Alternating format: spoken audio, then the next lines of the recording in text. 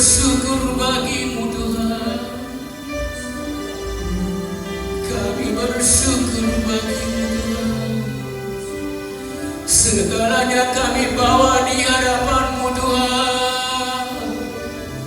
Segala persoalan kami Bapa, segala tantangan yang kami hadapi Bapa, kami serahkan di hadapan-Mu Bapa. Engkaulah jawaban bagi kami pagi hari ini Tuhan. Terima kasih Bapa, terima kasih Tuhan. Mulialah nama-Mu Tuhan, mulialah nama-Mu Bapa.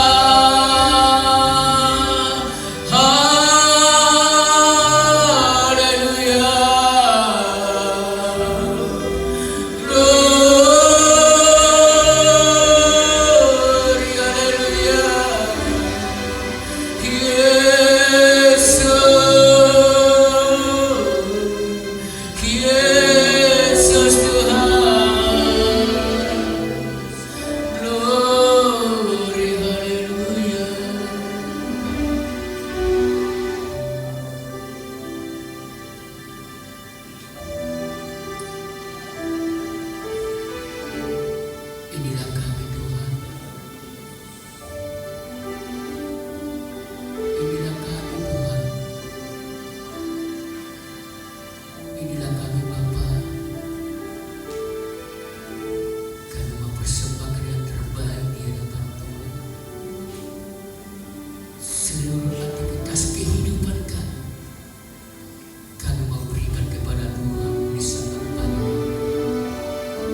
Terima kasih Tuhan.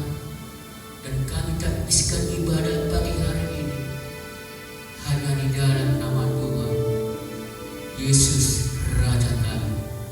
Berikan kemuliaan bagi Tuhan kita. Haleluya, haleluya.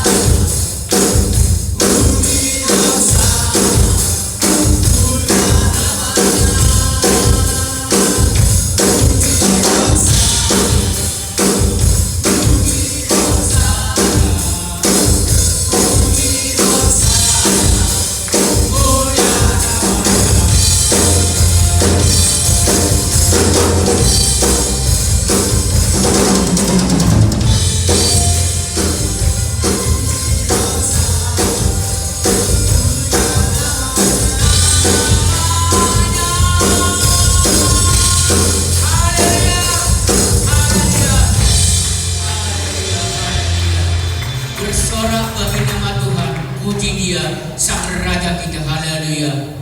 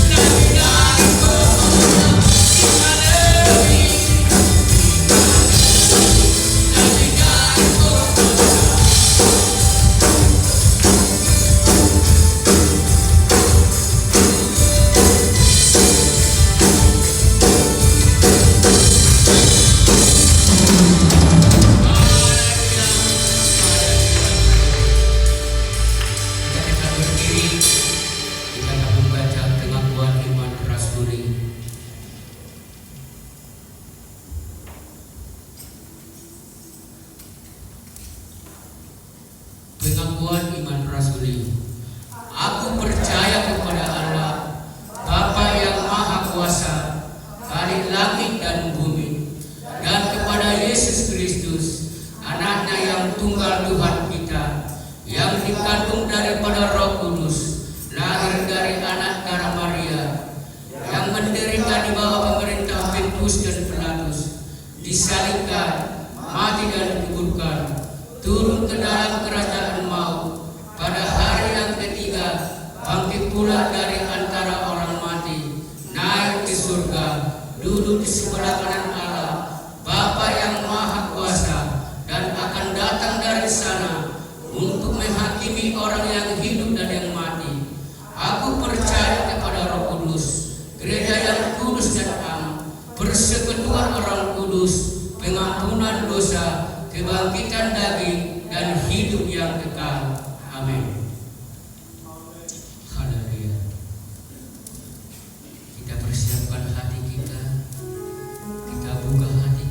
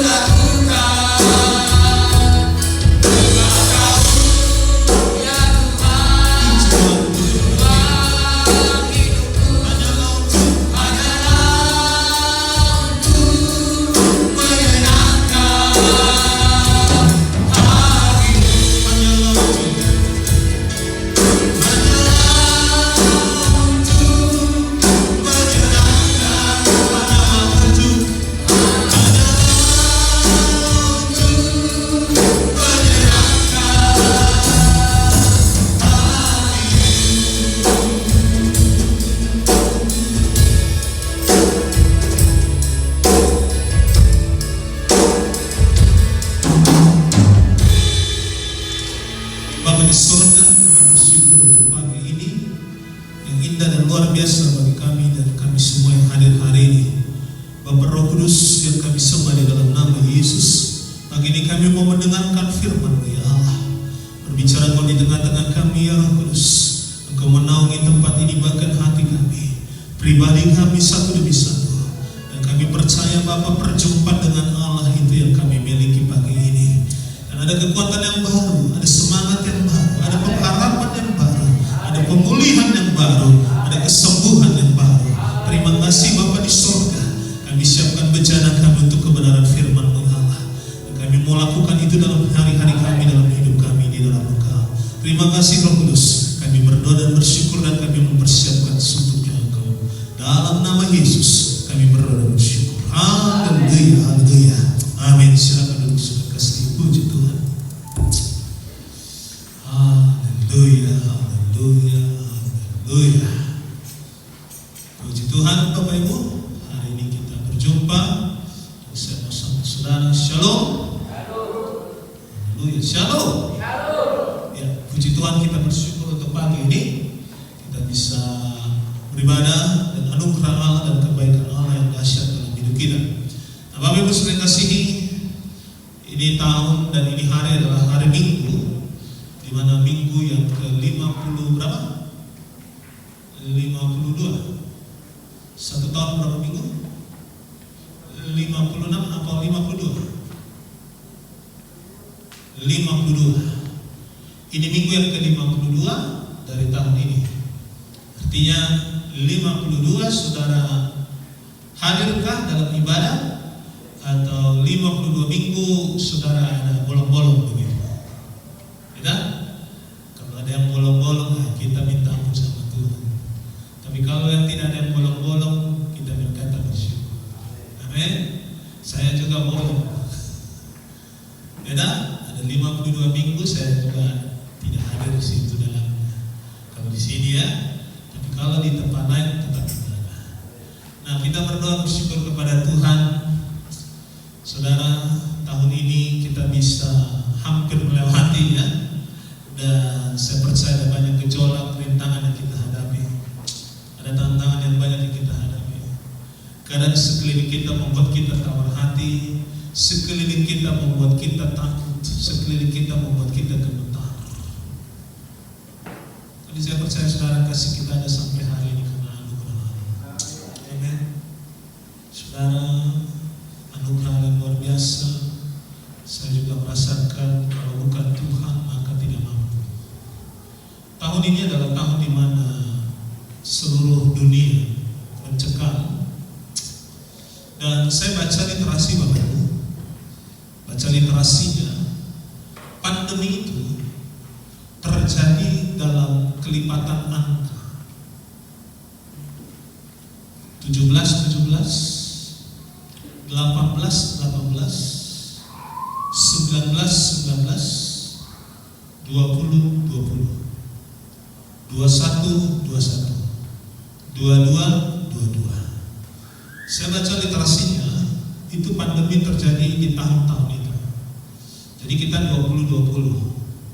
Dan ini diperkirakan virus ini ada sekitar 2 tahun. Jadi di Inggris sudah terjadi mutasi yang sangat cepat, penyebaran makin cepat. Dan kita berdoa tahun-tahun ini saudara, ya kita dijaga dan dilindungi Tuhan. Amin. Saudara gemetar. Ini diperkirakan manusia ya, bukan saya ngomong. Diperkirakan 2 tahun virus corona ini. Tapi itu kan manusia, betul? Jangan saudara bilang, wah 2 tahun, agak berat juga. Tapi saudara, kita mencatat bahwa kita adalah orang-orang yang tetap berpengharapan kepada Yesus, ya. Dan 2121 berarti 1000 tahun atau 100 tahun lagi? Hah? Kalau 2121 100 tahun ya? Atau 1000 tahun lagi itu? Halo? Hah? 101 tahun. berarti 101. Kira-kira saudara masih hidup atau tidak? Tidak? Berarti setiap 100 tahun itu akan terjadi pandemi. Tapi anugerah Allah yang kita bisa sampai hari ini, ya. Dan saya melihat saudara ada banyak orang-orang yang hari-hari ini tawar hati, banyak orang yang ketakutan. Dan saya juga melihat rekan-rekan hamba Tuhan tahun ini banyak yang Tuhan panggil. Dan kadang-kadang saya berpikir begitu, kok anak-anak Tuhan yang berkomitmen dan membaca di dalam Mazmur 91 begitu menjadi iman landasan kita. Toh Allah tetap harus memanggil lewat kematian begitu. Berarti memang kematian itu sesuatu yang harus misteri daripada Tuhan sendiri. Itu sebabnya sudah dikasihi, kita tidak akan bahas itu, tapi saya mau bahas kita sebuah iman di hadapan Tuhan dalam perikop firman Allah, khotbah serial saya untuk tahun ini. Dan mari kita buka dalam kitab Ibrani pasal yang ke-12.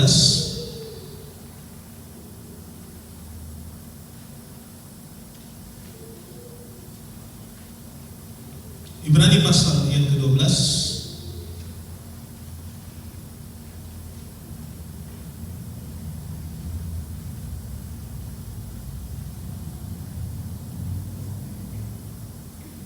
Kita lihat ayat yang pertama dan ayat yang kedua. Ibrani pasal 12 ayat yang pertama sampai dengan ayat yang kedua. Karena kita mempunyai banyak saksi bagaikan awan yang mengelilingi kita, marilah kita menangkalkan semua beban dan dosa yang begitu merintangi kita, dan berlomba dengan tekun. Amin. Saudara dan saya, kita harus berlomba tekun dalam perlombaan yang diwajibkan bagi kita. Ada perlombaan yang diwajibkan bagi saudara dan saya. Start sampai pada finishnya nanti kita tidak tahu kapan finish kita, tapi startnya kita sudah tahu. Di mana saudara lahir, itulah start kita untuk berlomba. Ayat yang kedua, marilah kita melakukannya dengan mata yang tertuju kepada Yesus yang memimpin kita di dalam iman dan yang membawa iman itu kepada kesempurnaan, yang dengan mengabaikan kehinaan tekun memikul salib ganti sukacita yang disediakan bagi dia yang sekarang duduk di sebelah kanan tahta Allah. Saudara, ini adalah nasihat supaya kita bertekun dalam iman. Artinya saudara, perlombaan yang kita hadapi, yang perlombaan yang kita lakukan hari-hari di dalam hidup kita, saya mau sampaikan kata bahwa kita ini semua punya track masing-masing. Kita ini punya lajur ataupun jalur masing-masing. Saya punya jalur masing. Kayak kita pelari saudara, tidak mungkin nomor 1, 2, 3, 4, 5 pelari nomor 1 lari ke treknya jalurnya nomor 5. Treknya nomor 4, pelari nomor 4 lari kepada trek yang jalur 2. Saya percaya itu tidak ada. Tapi perlombaan itu kita punya masing-masing jalur saudara. Nah, jalur inilah yang kita tidak tahu. Jalur inilah yang dimana kita tidak ngerti apa ada di depan kita. Tahun ini kita bisa lewati. Dan melewatinya pun juga dengan kadang-kadang berdarah-darah, saudara. Kita melewati tahun ini kadang-kadang penuh dengan tangisan. Ada banyak orang yang tahun-tahun ini betul dengan tangisan. Ada banyak orang datang tahun-tahun ini dengan kekecewaan. Tahun ini melewati mereka dengan sebuah tangisan yang sungguh menyedihkan. Tapi itulah jalur kita masing-masing. Tapi sementara orang sedang bersedih, sedang berduka, tapi di jalur lain, pelari yang lain, mereka mengalami mungkin keuntungan yang luar biasa. Mereka mengalami satu kemajuan yang dahsyat. Usaha mereka diberkati. Mereka betul-betul menikmati anugerah Tuhan. Tahun di mungkin saja pelari nomor 2, tapi mungkin pelari nomor 4 ketika berlomba dan berlari, ada banyak kerikil di depannya.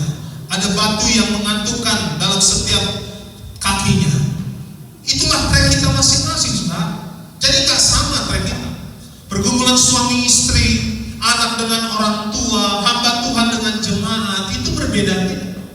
Tapi yang kita katakan, kita ini berlomba dalam perlombaan yang diwajibkan bagi kita di dalam iman. Sebabnya saudara, iman ini penting.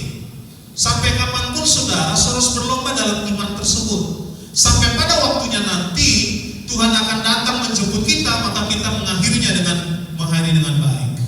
Nah, kita nggak ngerti saudara, di mana akhir hidup kita masing-masing. Tapi kita masing-masing hari ini selama Tuhan masih berikan kesempatan untuk kita, marilah kita katakan mata yang tertuju kepada Yesus.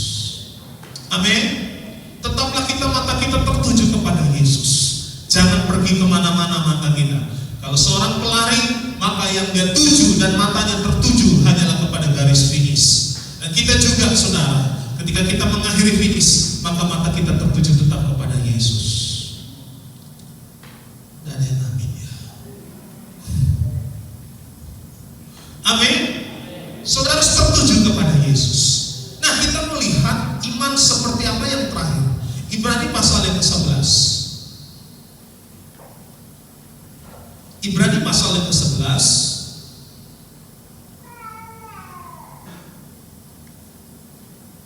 ayatnya yang ke-11.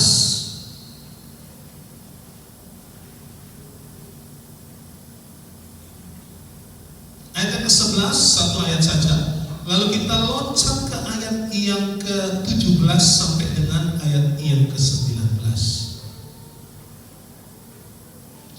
Ibrani pasal 11 ayat 11 berkata, karena iman ia juga dan Sarah beroleh kekuatan untuk menurunkan anak cucu, walaupun usianya sudah lewat, karena ia menganggap dia yang memberikan janji itu adalah setia.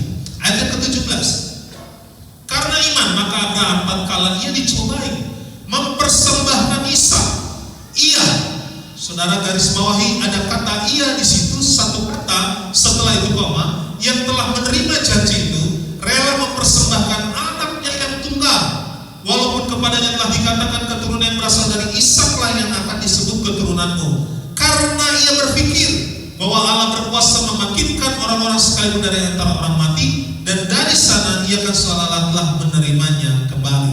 Saudara Tuhan kasihi, saya akan bahas tentang yang kedua. Sesi yang pertama, iman Abraham adalah iman yang taat. Iman itu teruji, saudara. Ada banyak sebagian orang, kita menganggap kita beriman kepada Yesus, kita percaya kepada Yesus, tetapi kita tidak memberikan bukti kalau kita mengasihi Tuhan. Ada banyak orang, saudara, dia bergereja, dia menyembah Tuhan, tapi ketika ditanya kamu beriman kepada Yesus, iya. Tapi persoalannya adalah apakah ia betul-betul menunjukkan buktinya kalau dia adalah sebagai orang beriman. Nah, hari ini saudara kita melihat satu figur teladan bagaimana Abraham dalam kesetiaannya mengikut Yesus.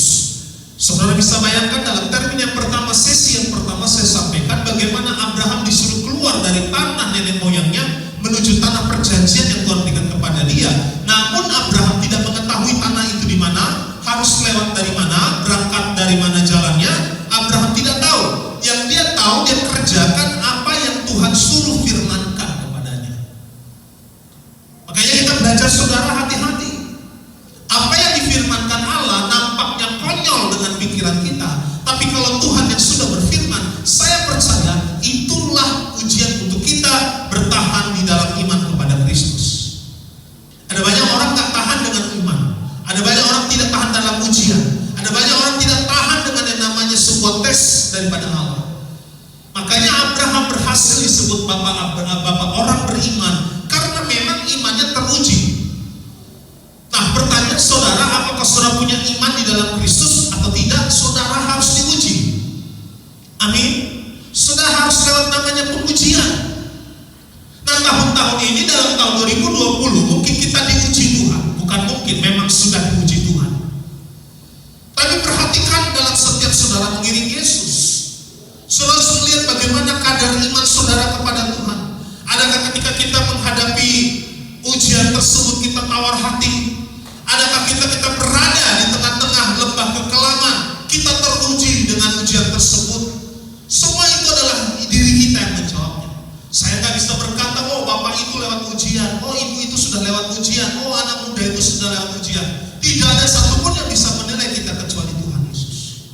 Sebabnya saudara, saya mau terus sampaikan kepada kita, bagaimana saudara memiliki iman di dalam Tuhan seperti Abraham ini. Yang kedua, iman ujian kepada Abraham. Bagaimana dia mempersembahkan anaknya yang tunggal, siapa? Ishak. Bukan dalam saya, dengan kita semua. Kejadian pasal yang ke-22.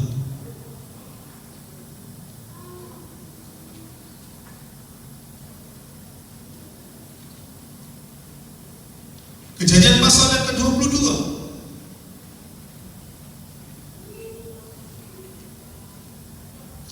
Kejadian yang pertama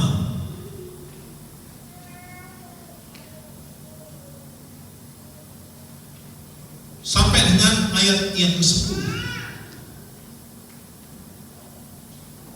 Kejadian pasal yang ke-22 ayat yang pertama sampai dengan ayat yang ke-10. Saya baca untuk kita semua, saudara. Bicara tentang kepercayaan Abraham diuji. Setelah semuanya itu, Allah mencoba Abraham. Saya buka literasi dalam terjemahan asli mencoba di sini, bukan mencoba terjemahannya, saudara. Dalam bahasa Yunani dan Ibraninya kata mencoba di sini bukan mencoba sebenarnya, tetapi Lembaga Alkitab Indonesia menuliskan ini adalah mencoba. Tapi dalam terjemahan aslinya King James Version adalah itu tempt. Artinya adalah pengujian. Artinya adalah penampian. Setelah semuanya itu Allah menguji Abraham. Ia berfirman kepadanya, Abraham, lalu sahutnya, ya Tuhan. Ayat yang kedua, firman-Nya. Berapa kali Allah menyampaikan firman kepada Abraham? Ada 2 kali. Yang pertama dia berfirman supaya berangkat dari tanah nenek moyangnya. Lalu yang kedua dia berfirman supaya apa? Lihat ayat yang kedua, ambillah anakmu yang tunggal itu, yang engkau kasihi, yakni Ishak. Pergilah ke tanah Moria dan persembahkanlah dia di sana sebagai korban bakaran pada salah satu gunung yang akan kukatakan kepadamu. Gunungnya belum tahu, tapi Abraham dan Ishak kerjakan dan berangkat, saudara.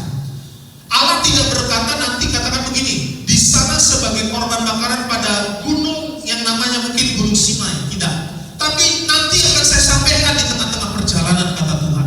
Ayat yang ketiga, keesokan harinya pagi-pagi, bangunlah Abraham, ia memasang pelana keledainya dan memanggil 2 orang bujangnya beserta Ishak anaknya. Ia membelah juga kayu untuk korban bakaran itu. Bayangkanlah saja, Ishak yang mau dikorbankan, dia juga yang membelah kayu untuk korban bakaran itu. Lalu berangkatlah ia dan pergi ke tempat yang dikatakan Allah kepadanya. Pada hari ketika Abraham melayangkan pandangnya, kelihatanlah kepadanya tempat itu dari jauh. Kata Abraham kepada kedua bujang itu, tinggallah kamu di sini dengan keledai ini. Aku beserta anak ini akan pergi ke sana. Kami akan sembahyang. Sesudah itu kami kembali kepadamu. Lalu Abraham mengambil kayu untuk korban bakaran itu dan memikulkannya ke atas bahu Ishak. Saya melihat, saudara, ini yang saya katakan, saudara. Sampai stop dulu. Ayat ini saya melihat, saudara, bagaimana orang tua Abraham ini, dia sebagai orang tua meneladani dan memberikan teladan kepada anaknya tentang ketaatan kepada Yesus. Abraham, Ishak dan Yakub, saya melihat nampak tilasnya itu sama kayak Abraham, saudara. Abraham punya track hidupnya seperti apa, Ishak seperti apa. Dari yang terakhir adalah Abraham, Ishak dan Yakub itu, saudara, mereka sama-sama 3 itu nampak tilas mereka itu, perjalanan hidup mereka itu hampir sama, saudara. Hampir sama. Abraham ketika diuji, bayangkanlah Ishak nggak tahu siapa yang akan dikorbankan, tetapi karena dia taat kepada papanya, karena dia taat kepada Abraham, dia cuma lakukan apa yang disuruh Abraham. Mungkin saja Abraham bilang, Ishak, sini Ishak, kamu potong kayu ini jadi berapa bagian. Setelah itu nanti kamu naikkan ke pelana kuda. Nanti sampai ke pelana kuda, kamu nanti berjalan bersama-sama dengan Papa. Kalau saya, menurut saudara dan saya, logika kita yang berjalan, pasti pertanyaan yang pertama, Pak, kayu ini buat siapa? Pak, nanti kita mau kemana? Pak, nanti apa yang dipersembahkan? Tapi dalam ini, ayat ini berkata, maka Ishak melakukan tepat seperti apa yang dilakukan dan difirmankan Abraham kepada dia. Satu keteladanan yang hebat dan luar biasa, saudara. Saya selalu berdoa bagi seluruh kaum pria di tempat ini, impartasikan roh ketaatan kepada anak-anak saudara. Amin. Bagi saudara yang masih muda, tabur ketaatan dalam masa mudamu. Ada banyak orang ketika dia menjadi orang tua gagal mendidik anak karena pada masa mudanya tidak menabur ketaatan kepada papa dan orang tuanya. Ada banyak orang, saudara, Tuhan kasih, dia berkata, kenapa saya gagal jadi orang tua? Kenapa saya gagal jadi papa? Kenapa saya gagal menjadi ayah? Kita flashback dulu ke belakang. Pada waktu kau menjadi anak muda, sudahkah menjadi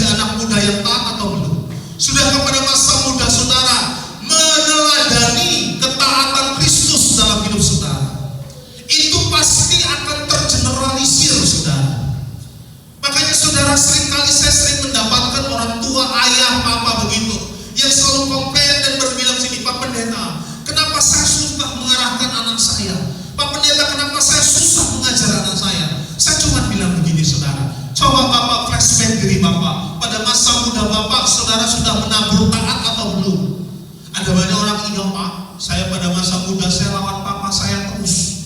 Saya disuruh ke ladang, tapi saya nggak ke ladang, Pak. Saya justru pergi ke kantin, Pak. Saya justru pergi disuruh orang tua saya ke ladang, tapi saya justru pergi duduk di kedai kopi.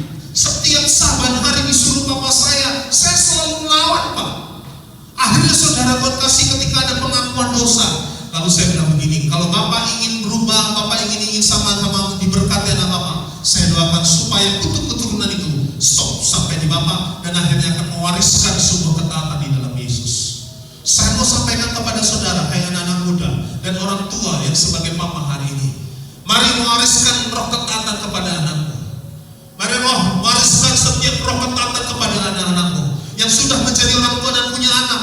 Engkau berkata dan kau menabur ketaatan dalam hidup saudara. Sederhana, apa yang kita tabur ketaatan? Yang pertama, kau taat kepada firman Allah. Yang kedua, kau taat kepada hamba Tuhan. Saya tidak percaya apa yang kau tabur dengan ketaatan itu, engkau juga akan menuai ketaatan daripada anak-anak cucu kita.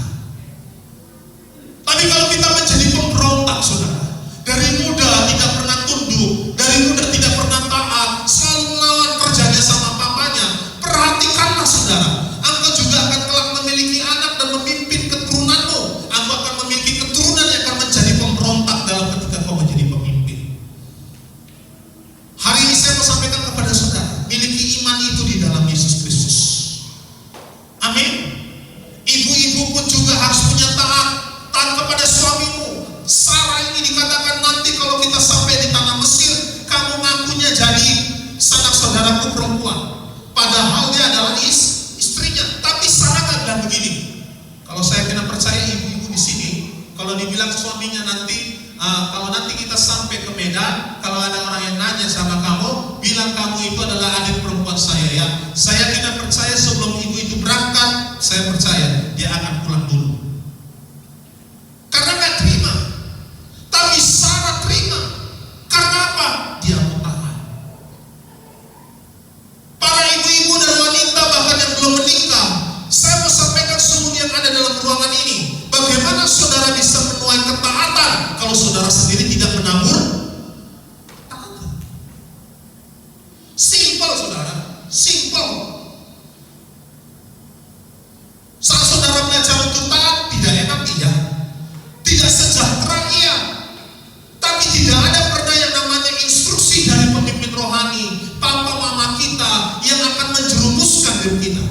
Tapi firman Allah berkata kepadanya, maka Ishak melakukan seperti apa yang disuruhkan ke Abraham kepada Ishak. Hebat saudara, saya angkat topi betul-betul loh saudara. Saat Ishak dibilang begini, Ishak, persiapkan kita akan berangkat ke atas gunung. Pertanyaannya, ke gunung mana Pak? Bisa 10.000 pertanyaan saudara. Tapi Ishak tidak lakukan itu. Tidak lakukan sama sekali. Yang dia cuma tahu adalah melakukannya. Dan hari-hari saya mau sampaikan, banyak yang sehari-hari ini kita kekurangan orang-orang yang langsung berkata, ya siapa? Pasti terjadi yang namanya konfrontasi dulu, debat dulu. Kok kenapa begini? Oh harusnya begini. Oh harusnya begini. Ketika orang tua melakukan sebuah statement dan ada satu peraturan, kenapa Pak begini? Pak bukannya harus begitu? Pak bukannya harus begini? Pak harusnya bukannya begitu? Mulai konfrontir dengan apa yang ada. Ketika bos kita, pemimpin kita, mungkin manajer kita, direktur kita, mungkin dosen kita, guru kita, bahkan pendeta kita bilang harus begini ya. Lalu dengan secara gamblang kita berkata, Pak, bos bukannya harus begini, bos untuk target kita begini, bos target ini. Nah sering kali kita tuh terjadi begitu. Makanya saya bilang saudara begini loh ya, begini. Dari Presiden RI 1 yang pertama sampai sekarang, apakah mereka semua pemimpin yang sempurna? Jawabannya tidak. Dari Presiden RI 1 yang pertama sampai dengan yang sekarang, apakah mereka adalah pemimpin semua yang sempurna? Tidak. Pasti mereka memiliki kelemahan dan kelebihan yang mereka miliki masing-masing. Walaupun seringkali orang yang berkata 30 tahun, 2 tahun begitu banyak korupsi yang terjadi. Tapi perhatikan baik-baik, saya bukan membela. Tapi justru dalam 32 2 tahun itu kita merasakan Indonesia swasembada pangan, keamanan ada di mana-mana. Kita melihat saudara kasih seluruh Indonesia ini kurs masih dolar masih, saya ingat saudara masih di range 1000. Kita membeli sesuatu itu murah banget. Masuk saudara mungkin saja ada kelemahan yang dia miliki, tapi pasti ada yang namanya kelebihan.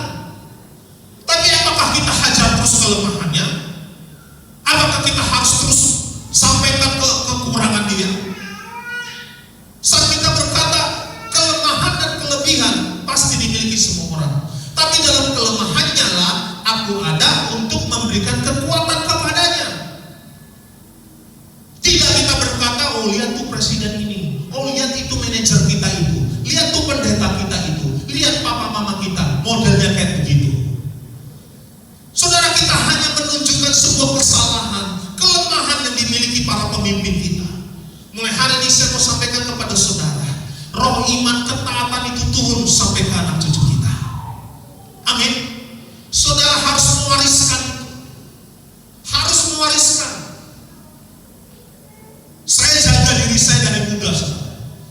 Saya jaga diri saya dari muda. Bagaimana saya tunduk dan taat kepada Bapak Gembala. Saya tunduk. Eki kamu begini. Eki kamu begini. Saya masih ingat saudara. Saya berontak dalam hati saya yang pertama. Waktu saya disuruh masuk dalam perguruan tinggi sekuler. Dalam hati saya tak sejahtera. Karena apa saudara? Saya sudah mendaftar ke 2 instansi perguruan tinggi. Yang pertama, saya daftar di IKJ. Saya ambil fakultas seni pertunjukan piano. Karena saya pengen saudara mendalami. Karena waktu itu pelayanan saya di pendeta Pak Niko, saya bilang, saya pengen jadi pemain musik, pemain piano yang handal. Saya masuk di sana, saya daftar saudara. Saya masuk di situ, cuma saya tidak sampaikan kepada Bapak Gembala, saya lulus. Lalu saya sudah kasih diam-diam. Karena saya dalam bahasa dulu, ilmu pengetahuan bahasa, teman saya melihat begitu saudara. Mereka pergi ke Bandung, mereka daftar, waktu itu tes, waktu itu saudara. Saya tes. Dari 40 yang mendaftar pada waktu itu, saya urutan yang kedua. Tes bahasa Inggris waktu itu, saya lulus urutan yang kedua. Tahukah saudara, sebenarnya saya bilang, Pak, saya mau kuliah di sini.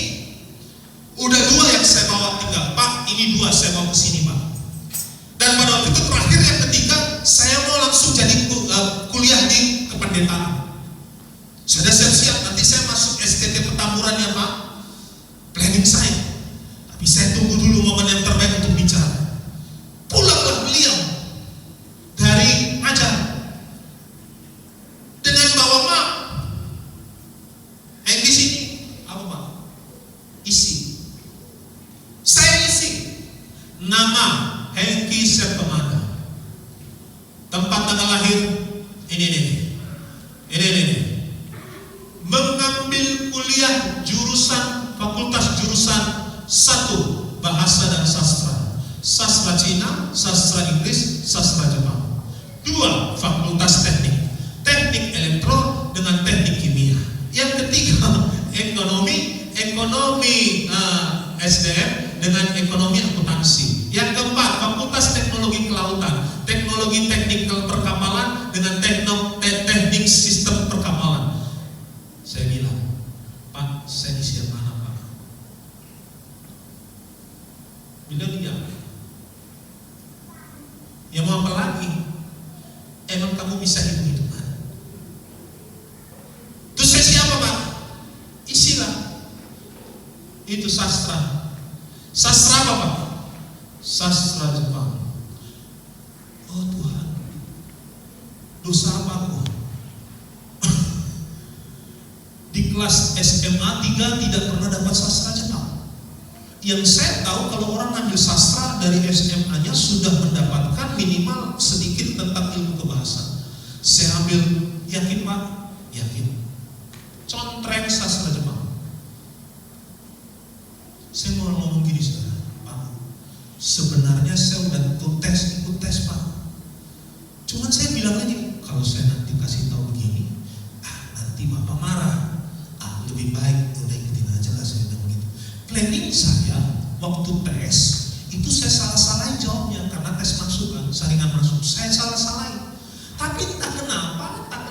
itu yang koleksi mungkin matanya kucap apa-apa. Kok lulus? Pengumuman saya nama, saya yang nomor 1. Lah, kan ada 3 termin gelombang untuk menerima mahasiswa baru. Saya nomor 1. Padahal yang dites itu adalah PPKN. Saudara masih ingat PMP dulu P4, lalu dengan yang namanya matematika, lalu dengan yang namanya logika kita, apa psikolog. Saya ikuti tes itu, saya salah-salahin itu jawaban. Pengumumanlah saudara, Hengki nomor 1. Loh, kok saya lulus? Berarti mau nggak mau harus ikutin. Benar saudara, saya ikutin semester pertama. Masuklah dosen saya orang Jepang asli, native speaker, namanya Mr. Tanaka Sensei. Saya kan kalau absen saya kan biasanya itu di urutan ke-9, 10, 11, 12 karena H. Makanya kalau kasih nama jangan A. Karena kalau di kelas semasa dia bangku kuliah sampai dengan sekolah pasti dia ditumbal dulu guru. Apalagi sudah kimia masuk, oh ampun Tuhan Yesus. A, kimia. Kita kan kalau sudah kimia, kenapa di sini kimia jago? Kalau saudara kimia di sini hadir jago, saya akan Tommy, betul. Itu kalau sudah bicara tentang yang namanya senyawa, NaCl3 strip kanan begitu, H2O, nah itu akatomi saya. Tulis lagi. Abed Nikola Barojaya. Kamu nomor berapa? 2 pasti. Mana dia? Dia pasti urutan berapa absennya? Kalau nggak 2, 1. Karena A, AB, B, AB. Pasti 2. Pasti. Baik. Maju, Abraham. Namanya AB. Baik, tuliskan rumus senyawa untuk karbon dioksida. Itu pasti yang urutan ke belakang langsung. Dia tumbal dulu, mati dulu Pak. Gue yang belakang.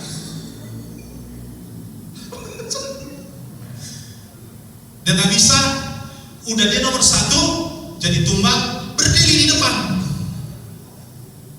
Tapi sekarang gak ngerti ya, kalau anak-anak disuruh diri di depan, gak ada malunya sekarang. Malah suatu kehebatan. Masih bisa cara senges.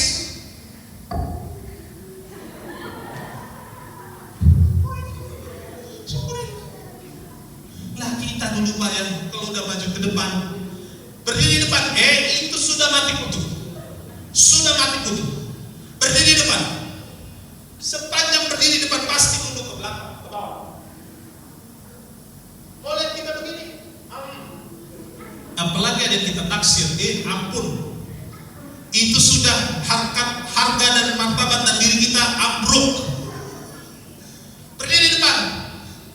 Dan pulang habis pelajaran itu, kalau sampai tersiar kita bilang begini, tahu nggak tadi? Hengki disuruh di depan, berdiri di depan. Kenapa? Gak bisa jawab kimia. Satu sekolah itu bisa tren dan viral, saudara. Berdirilah itu. Nah saya itu masuk ke huruf H. Bagian kalau tidak salah itu nomor absen 11. Hei bisa. Saya paling tidak mau kuliah duduk di belakang. Saya tidak mau. Saya selalu paling duduk di depan. Sampai sekarang saudara. Mau seminar ke, mau apapun juga saya duduk paling di depan. Ya, saya duduk begini saudara. Hei kisah. Ya selesai. Betul ngambil bahasa Jepang kah? Hai Sensei, tidak salahkah? Benarkah? Saya lihat begitu saudara. Iya Sensei, benar. Saya ambil kuliah Jepang. Terus saya lihat ke kanan kiri saya dan belakang. Pantas dia tanya begitu. Karena yang king slow speed cuma saya. Yang nanya putih-putih sudah. Dan saya lihat lagi saudara, laki-laki yang cuma paling terdepan cuma saya. Yang lainnya laki-laki dan ganteng-ganteng dan putih-putih. Saya doang yang paling kinclong. Dosen saya bilang, betul kah ini? Ya.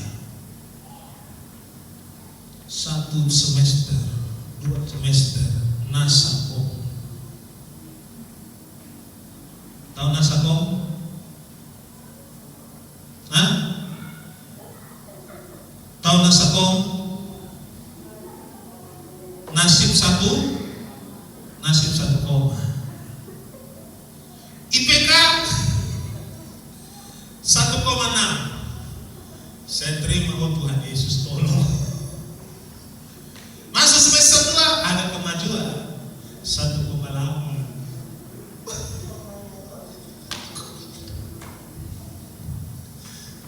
Ini disaksikan seluruh dunia loh di YouTube ini. 1,8. Masuklah semester 4 saudara. Beliau berdua dipanggil sama pembimbing akademik. Loh, saya kata suka. Betul nggak? Masa saya harus paksa? Udah nggak bisa, sulit. Apalagi ada satu mata kuliah. Saya kasih tahu. Telaah prosa Jepang. Ampun itu dosa. Ngomong nggak ada Indonesia, Jepang semua. Saya ikutin, dipanggil beliau. Udah ibu, Heki ini pindah jurusan aja. Dia nggak pintar di bahasa Jepang, ke bahasa Inggris aja. Dia jago banget bahasa Inggrisnya, kata dosen. Saya mau tahu nih, gitu. Karena bahasa Inggris saya harus semua waktu itu saudara. Terus pulang ke Gembala ke rumah. Sini dulu lagi, ya mama. Kamu pindah jurusan aja ya. Pindah jurusan kemana?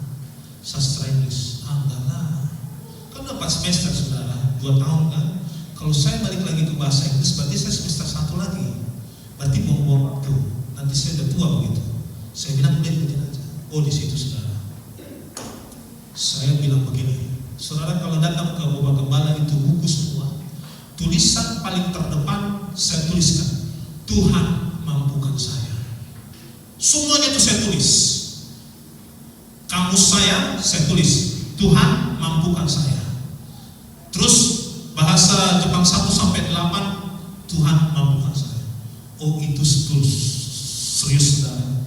Setiap saya WC nongkrong begitu, kertas tulisan kanji orang jalan, kanji tidur, tulisan kanji makan. Sampai nongkrong, sampai kadang-kadang saya saudara di kantin gak lagi makan, sambil saya makan satu saya tulis kanji. Kalau nggak begini saya akan lulus gitu. Masuklah saudara tahun yang keempat, teman saya udah wisuda. Aduh kapan gue ya di belakang gue ada SS gitu. Susah sekali, susah sengsara. Kapan ya di belakang gue ada SS? Teman saya udah 3 yang SS saudara, dan luluslah mereka. Akhirnya saya berdoa, Tuhan, cuma bilang gini, saya cuma minta Tuhan taat kepada papa saya. Walaupun ini gerundel di belakang, aduh saya gak terima bisa saja Jepang ini. Tapi saya bilang, Tuhan saya mau taat kepada papa. Tuhan saya mau ajar saya taat kepada papa saya, orang tua saya. Saya ikutin saudara. Luluslah saya.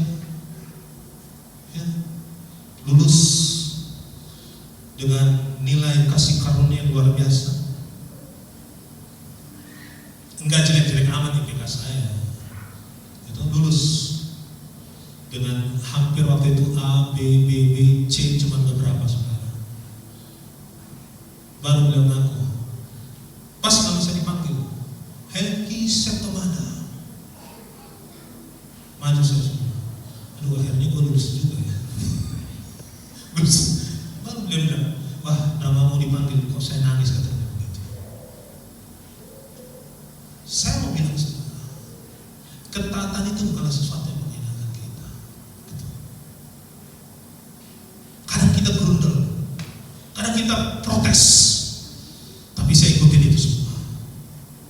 Lalu beliau katakan, sudah kamu lulus, sekarang kamu melamar kerja. Waktu itu saya langsung melamar kerja, saudara, masuk di Cikarang waktu itu.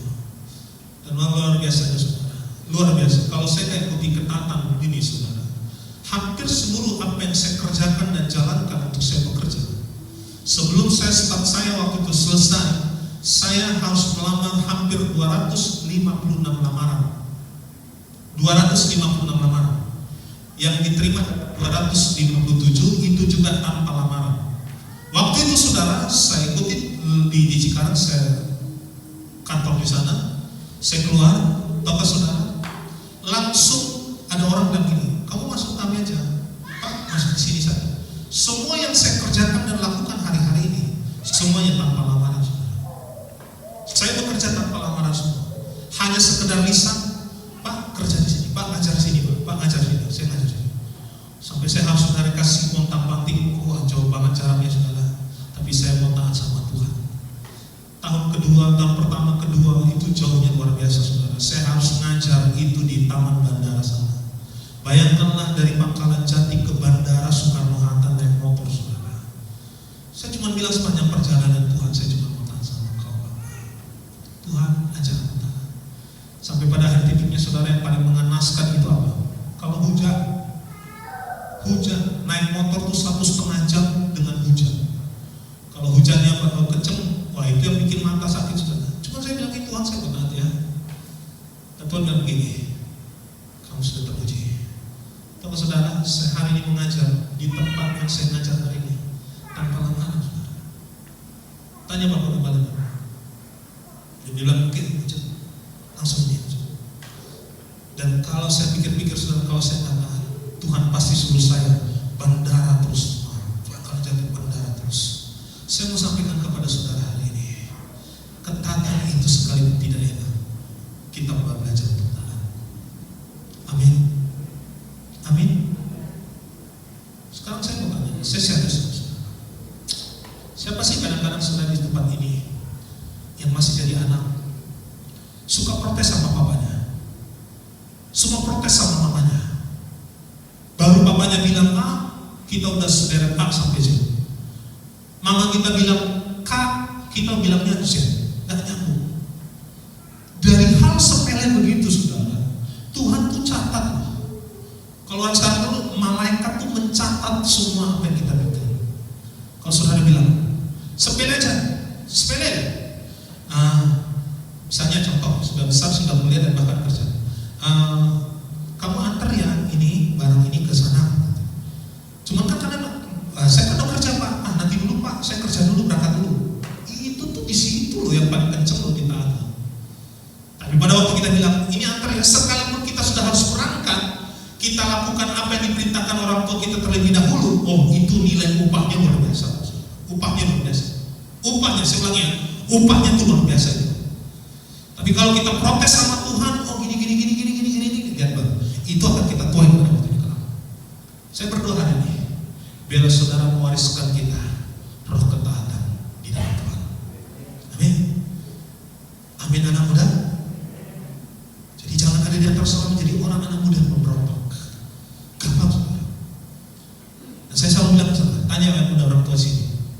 Kalau bisa kita bilang tadinya, kalau masih ada papa saya, pasti akan saya bikin senang. Tapi itu waktu gak bisa berulang kembali. Kita gak bisa bilang gini, untuk menebus dosa saya ke papa saya tadinya suka melawan begini. Kita cuma bilang, Tuhan ampuni aku Tuhan. Tapi selama saudara masih ada orang tua, selama masih ada papa mamamu, masih ada para semua pemain-pemain rohani saudara, jangan pernah sekalipun untuk berontak kepada mereka. Itu bahaya, dangerous. Maka saudara hari ini mewariskan Abraham nyuruh Ishak bagus, Ishak nyuruh Yakub juga enak banget, tanpa konfrontir. Ishak terima, Yakub terima apa yang disampaikan papanya kepada dia. Wah, luar biasa saudara.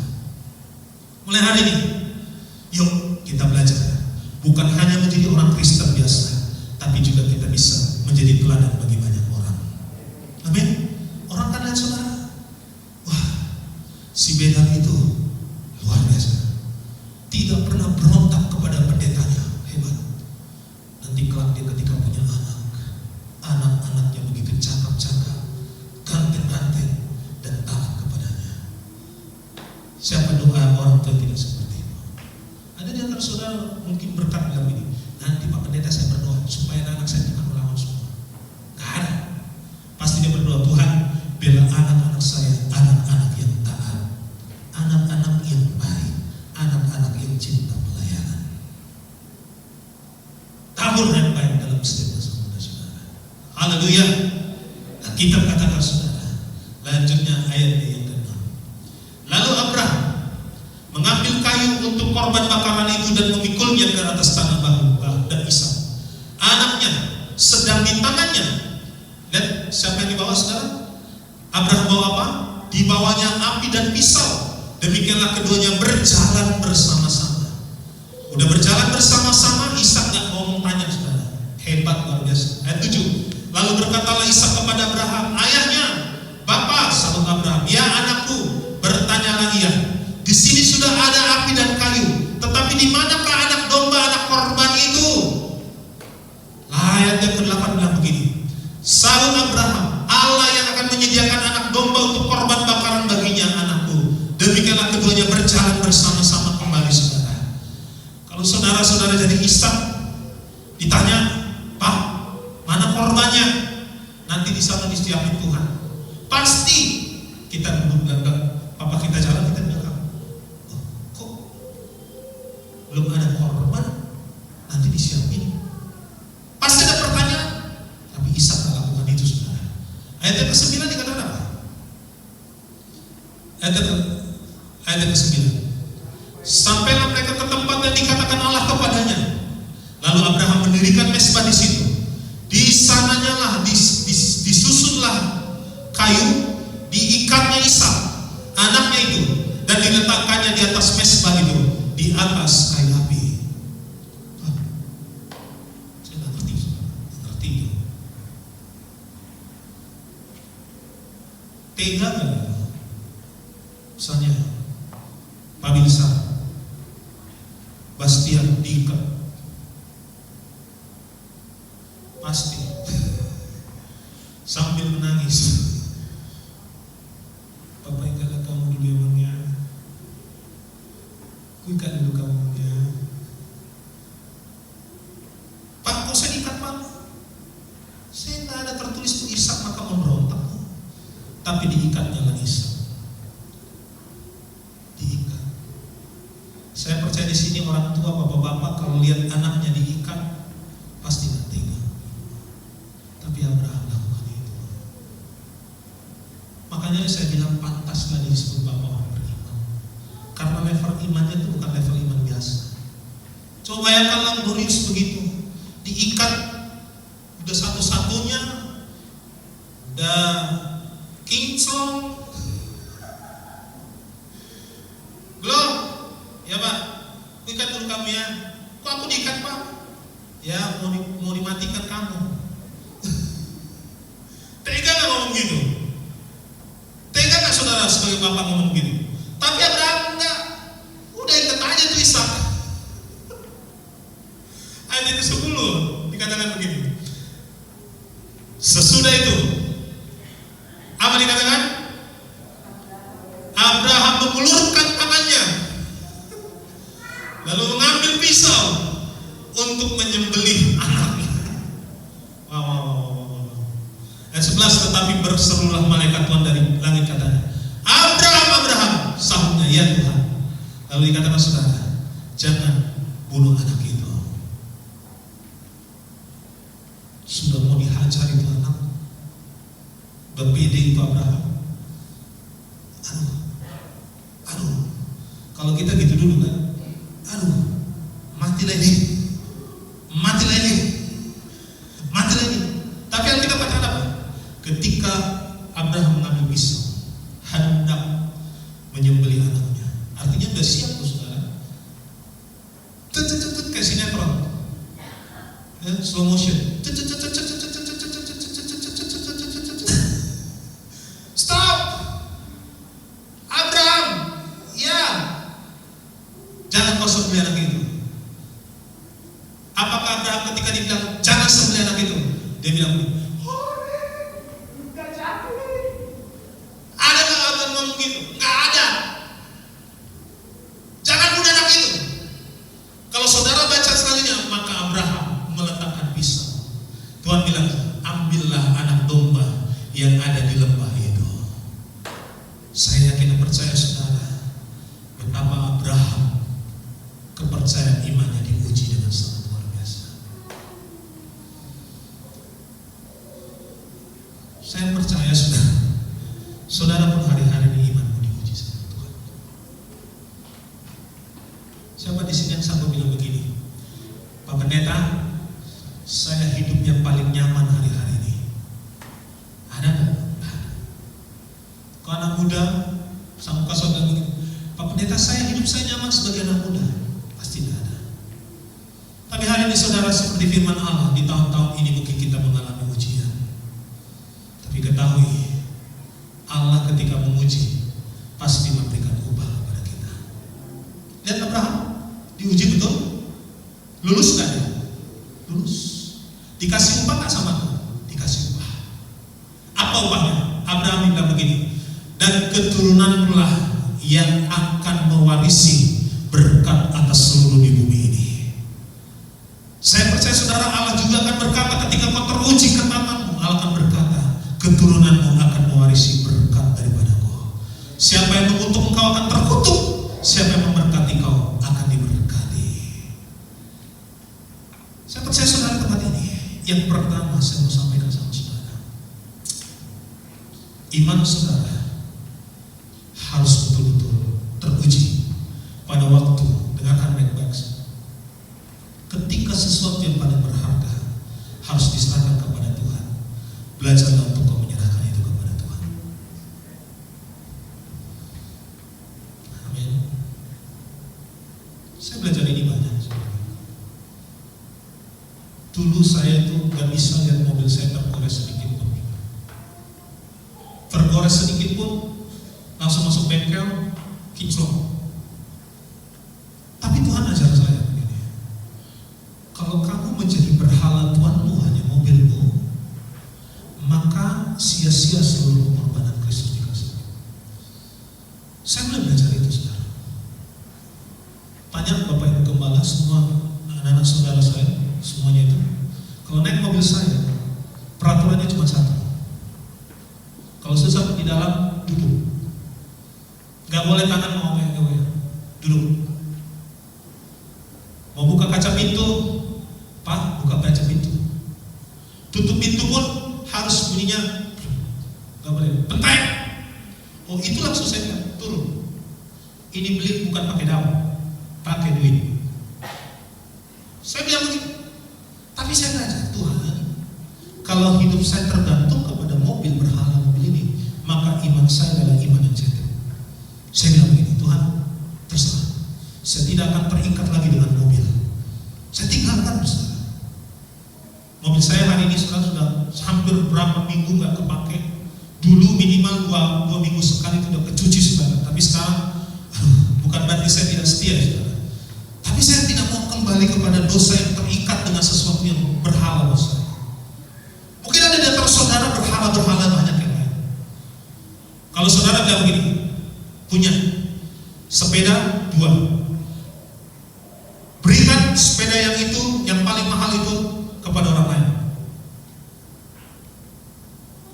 Kita kan pasti susah. Tapi pada waktu Tuhan bilang begini, berikan sepeda yang murah itu kepada tetanggamu. Kita pasti bilang begini, nih, aku kasih sepeda. Teruji nggak, saudara? Enggak. Tapi Tuhan bilang begini, kasih sepeda yang termahal itu kepada tetanggamu. Ketika saudara sanggup melakukan itu, kalau saya bilang saudara, menghancurkan seluruh barang milik yang berharga dalam milikmu dan berikan kepada orang lain sesuai firman Tuhan, maka saya percaya dan makin percaya upah kita lebih dari apa yang kita berikan. Betul? Oke, saya berdoa di tempat ini, apa sesuatu barang yang paling berharga buat diri saudara, jangan pernah terpikat dengan benda tersebut. Gak ada yang amin kan?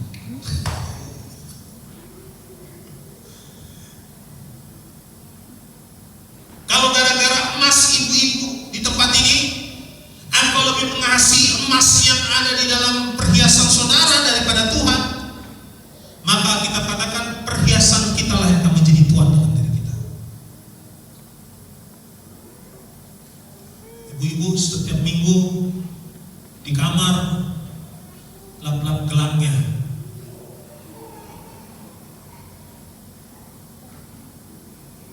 Cincin. Lebih-lebih dari kayak tukang batu akik.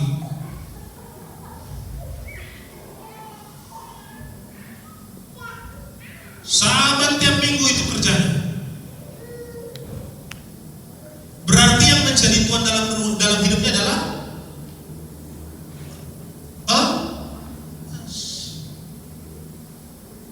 kalau bapak-bapak tuan saudara adalah sepatu, setiap angkat harus kinclong. Maaf ya.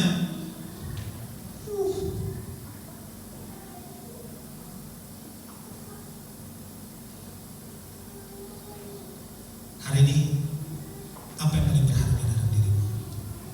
Kepintaran, kegantengan, kecantikan? Allah mau itu diberikan kepada Yesus Kristus. Amin. Kita berkata, muliakanlah Allah dengan hartamu. Itu yang pertama. Muliakanlah Allah dengan tubuhmu, dengan setiap apa yang Tuhan berikan kepada kita. Jadi apa yang kita miliki semuanya adalah lewat kemuliaan buat nama. Jangan cakap dikit, sombongnya na'udzubillah min dzalik. Saya punya teman begitu, cantik, foto model, sekarang juga sudah, tingginya itu 178 kayak seperti saya, tingginya 180. Dia kalau jalan di koridor saudara,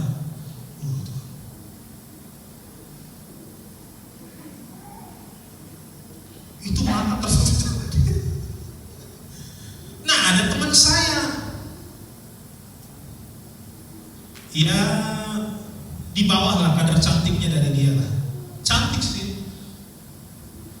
Nah, karena sering dilihat itu teman saya yang foto model itu jalannya begini, ikut-ikutan.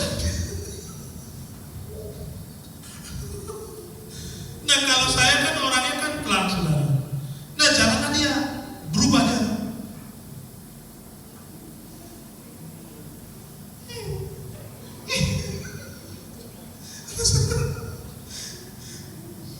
Lewat depan saya bilang ke teman saya perempuan, pinjam kaca make up dong, pinjam. Dikasih. Lewat aja, ngaca.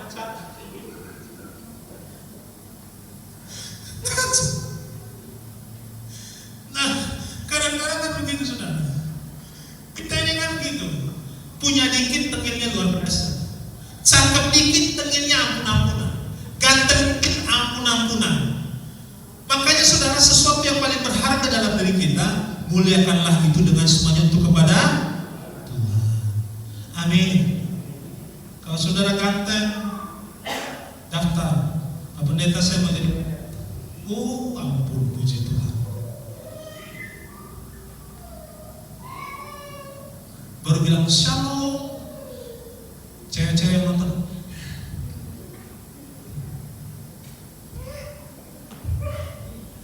Kalau dia goyang, gemes, kayak Jong-un, Korea banget mukanya, cantik. Sekarang ini anak-anak muda serba lebay, betul. Saya lihat murid saya begitu, kalau lihat drakor begitu, artis Korea gitu. Sampai saya lihat begitu handphonenya belakangnya artis Korea. Ya ilah. Ya. Kalian suka sedikit-sedikit begini?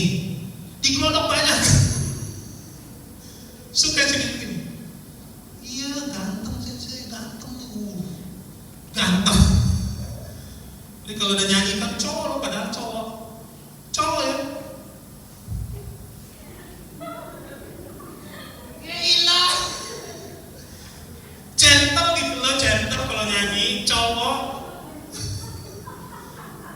Indonesia kan kecewa.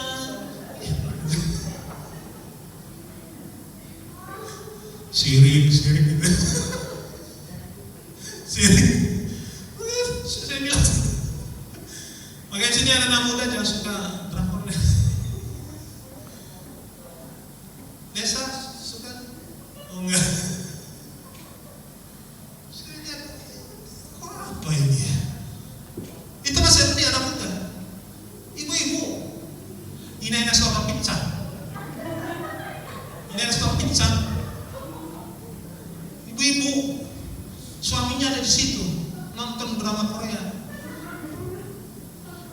Pak, ganteng banget, Pak. Pak, kapan Bapak punya muka kayak begitu, Pak? Tunggu. Suaminya bilang, kuburan atau rumah sakit? Kuburan. Langsung foto magon.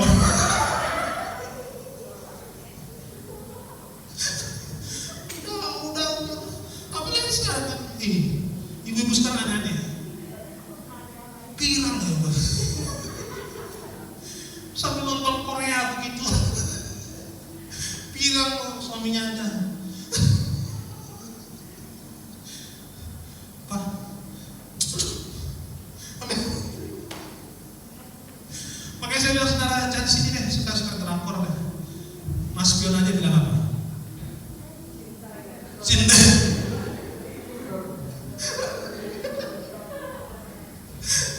Masih ada berkat. Itu original Nias.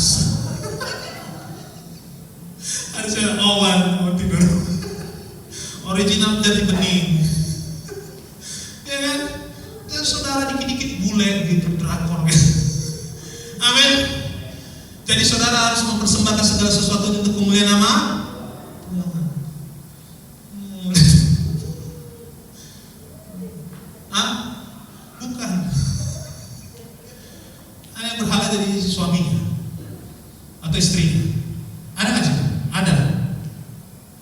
Ada nggak saudara? Ada nggak yang jadi berhala istrinya ke suaminya? Ada. Saya punya teman begitu. Dia laki-laki, teman saya nih. Jadi setiap di mana istrinya itu harus video call. Buset. Kenapa Pak begitu, Pak? Ya Pak, nanti jangan-jangan ngepet orang lain.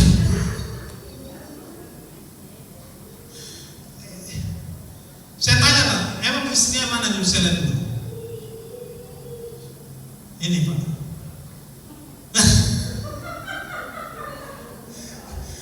Kita kan gak enak. Ini Pak istri saya kan gak bilang, kok jelek banget. Jelek aja begitu banget gitu. Ini, wajar ya Pak ya, Bapak harus begitu sama istrinya. Saya gitu. Terus, jadi Bapak kalau setiap istrinya kemana harus ditanya gitu. Iya, wih. Yang kedua, cemburuan. Jadi kalau lihat istrinya gitu, nggak kenal, turun dari Transjakarta begitu. Kalau sampai istrinya ini ada laki-laki begitu, kan mau turun ke sana gitu, suaminya tunggu di sana jemput begitu. Padahal tak ngomongan, namanya cowok, jalan aja begitu. Itu suami situ. Siapa tadi cowok sama kamu itu? Siapa tadi itu? Siapa tadi jalan-jalan sama-sama? Waduh, sampai segitunya parah. Makanya saya bilang saudara, hari-hari ini tuh yang jadi berhala tuh banyak banget. Ada istrinya, ada suaminya, ya kan? Istrinya berhalanya suaminya, dikit aja cowoknya, suaminya foto dengan cewek lain, langsung. Setelah istrinya gak kenal, gak ketemu apa, laki-laki gak kenal, langsung suaminya. Saya mau berdoa saudara, jangan sampai begitu. Amin. Amin, Bapak-bapak. Amin. Jangan jadi berhala istri kita. Kalau orang tanya siapa? Oh itu sih. Oh kamu namanya? Oh kamu gini? Wah, itu namanya tidak lagi Yesus menjadi Tuhan dalam hidup kita.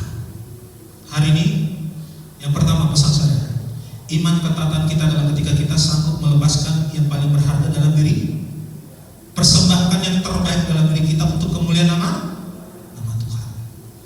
Jadi jangan sampai tempat ini, coba setengah menit, kira-kira apa yang menjadi berhala dalam hidup saudara. Coba sepatu, motor, duit, sudah saudara. Nah, muliakanlah itu untuk kemuliaan nama Tuhan. Amin. Amin. Doa saya pulang dari tempat ini sama seperti Abraham. Yang terbaik dari dirinya Ishak dipersembahkan untuk Tuhan. Tapi ketika dia lihat Tuhan uji, lihat dia bagus, lewat ujian itu dia berhasil, maka Tuhan memberikan upah kepada Abraham. Yang kedua, saudara, yang pertama tadi melepaskan sesuatu yang terbaik untuk kemuliaan bagi nama Tuhan. Yang kedua, belajarlah untuk tunduk kepada otoritas kita. Amin. Saya percaya Abraham, Ishak, dan Yakub menjadi teladan untuk kita semua. Mari sama kita bangkit berdiri di hadapan Tuhan.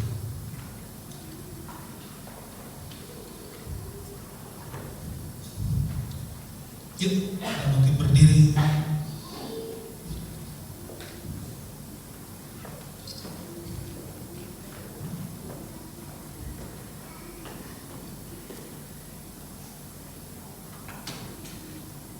Terima kasih Bapak.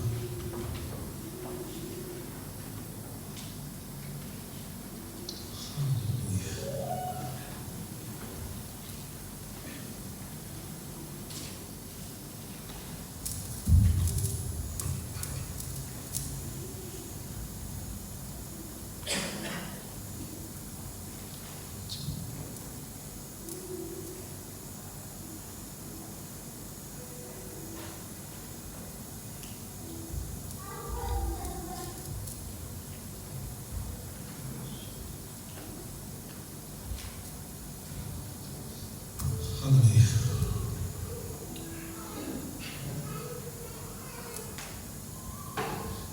Yuk kita sama-sama datang kepada Yesus dengan kerendahan hati sebagai hamba Tuhan.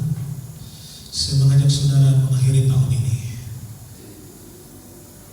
Kita mungkin mengalami ujian, tapi mau melewati tahun ini Tuhan melihat kita. Mau kita bertahan di hadapan Yesus. Pandang Yesus.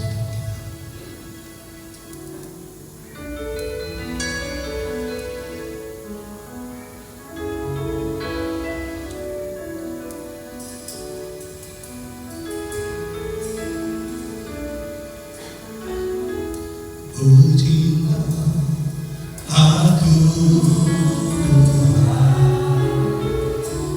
cobalah aku Tuhan, selidiki hatiku dan batinku,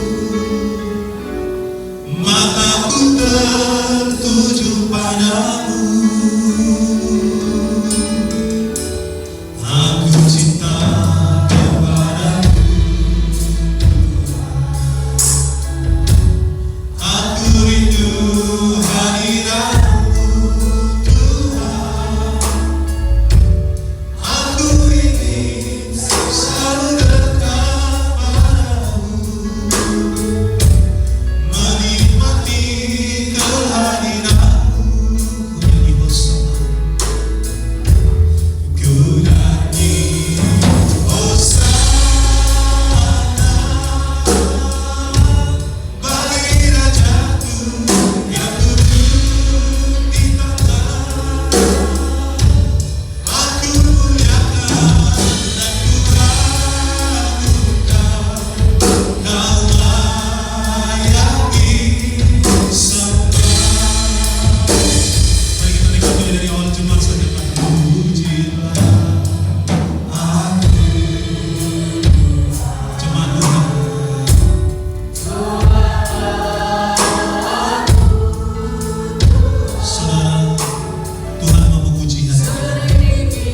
Menyelidiki hati kita yang terdalam, seperti Abraham diuji keimanannya.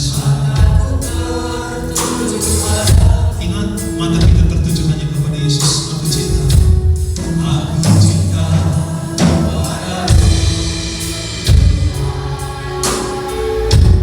aku rindu hadiratmu Tuhan, aku ingin selalu dekat padamu,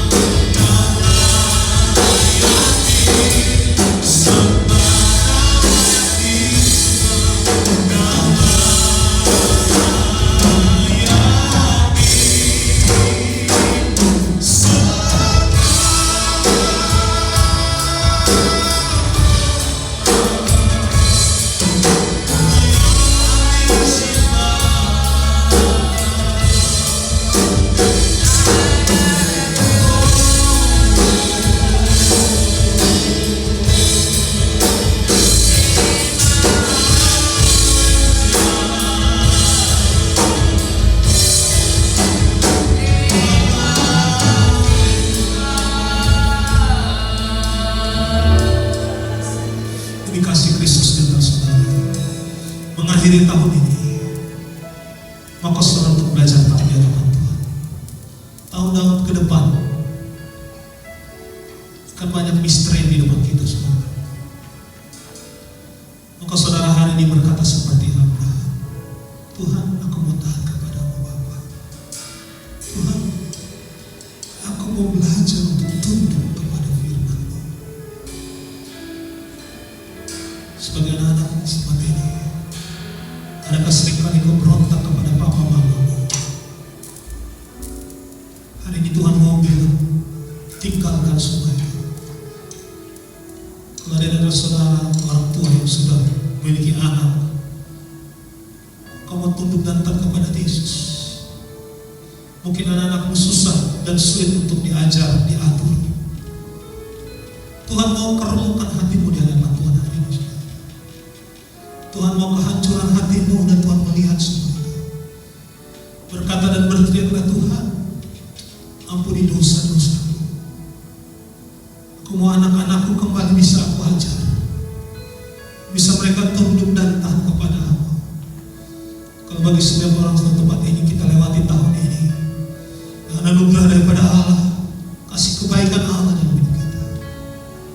Kalau ada saudara hari ini yang saya sebutkan di atas tadi, bolehkan taruh kedua tanganmu di dadamu dan berkata, Tuhan, hari ini aku mau seperti iman Abraham. Iman melepaskan yang paling berharga dalam diriku untuk kemuliaan bagi nama Tuhan. Aku mau tunduk dan taat kepada otoritas, baik siapapun ada di atas aku. Kalau kau orang yang hari ini, bolehkan taruhkan kedua tanganmu di dadamu dengan baik-baik. Orang yang menuai ketaatan karena dia menabur ketaatan, saudara. Siapa lagi Bapak Ibu? Saudara-saudara. Siapa lagi? Terus.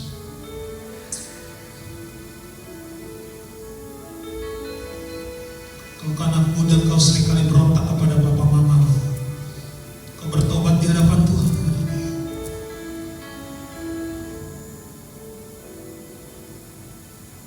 Holy Jesus, Lord. Jesus. Jesus. Minta ampun sama Tuhan, saudara. Minta berkat dan anugerah, blessing daripada Tuhan.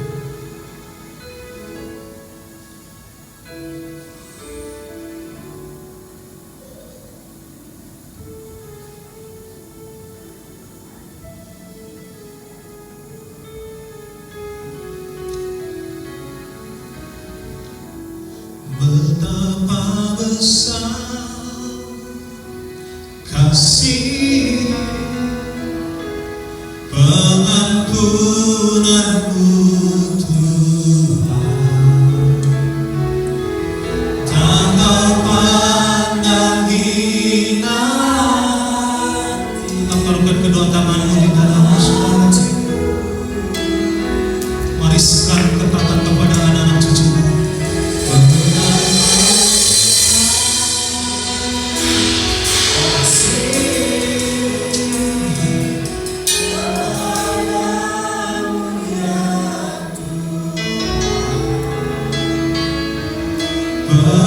Pengampunan yang kau beri, berikanku betapa besar, betapa besar kasih pengampunanmu. Yang menaruhkan kedua tangan Tuhan mau kita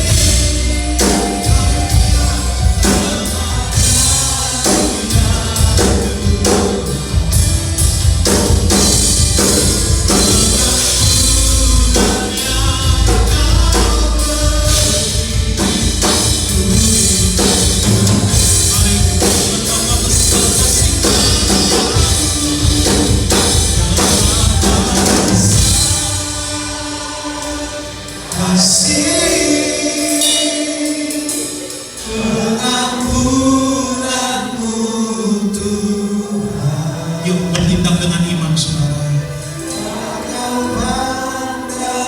Remukkan hatimu untuk mendapatkan anugerah berkat Tuhan dalam hidup saudara. Wariskan kebaikan dan ketaatan kepada anak cucumu, saudara.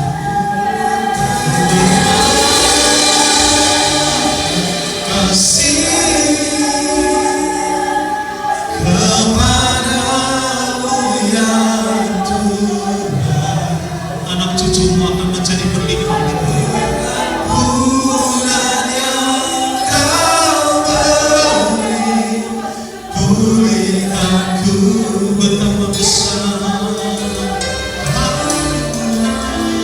betapa besar kasih pengampunanmu Tuhan. Engkau pandang hina hati yang hancur.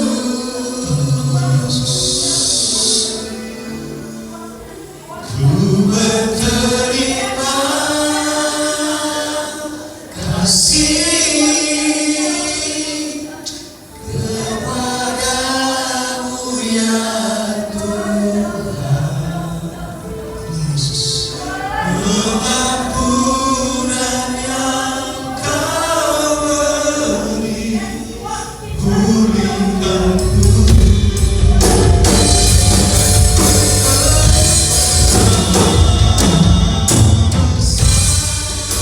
Bagi saudara hari ini,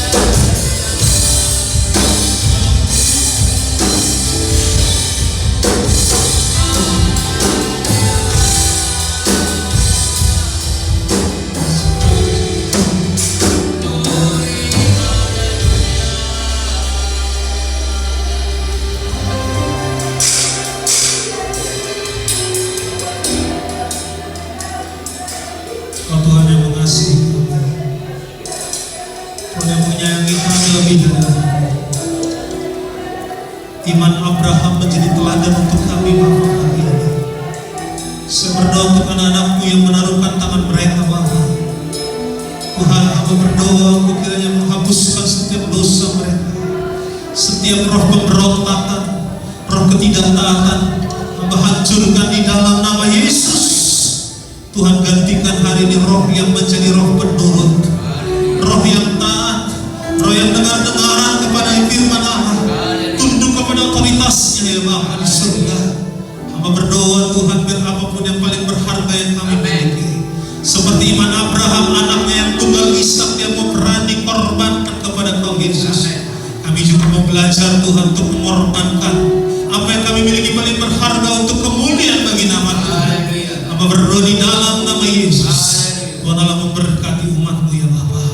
Kami pulang dengan sesuatu roh yang baru. Kami pulang dengan sesuatu pembaharuan dalam diri kami. Kami dipulihkan, kami dimerdekakan, kami dibebaskan dari setiap belenggu-belenggu yang ada. Terima kasih Bapa. Terus gembalakan dan kami mengakhiri tahun ini dengan ibadah minggu kami pagi hari ini dengan terima kasih dan ucapan syukur buat Tuhan. Dan kami tinggalkan tahun ini Bapa untuk setiap hal-hal yang tidak baik kami miliki. Dan kami melangkah maju bersama Kau. Anugerah dan kebaikan Allah tetap terus menerus di depan kami. Terima kasih Bapa. Berdoa firman yang sudah hamba sampaikan kiranya terus membuatnya bertumbuh, berbuah dan melakukan dalam hidup kami. Dalam nama Yesus kami berdoa bersyukur. Yang sudah diberkati kita bersama katakan amin. God bless you all. Tuhan berkati silakan duduk saudara. Kami persilakan dulu saudara kasih. Kita akan berikan yang terbaik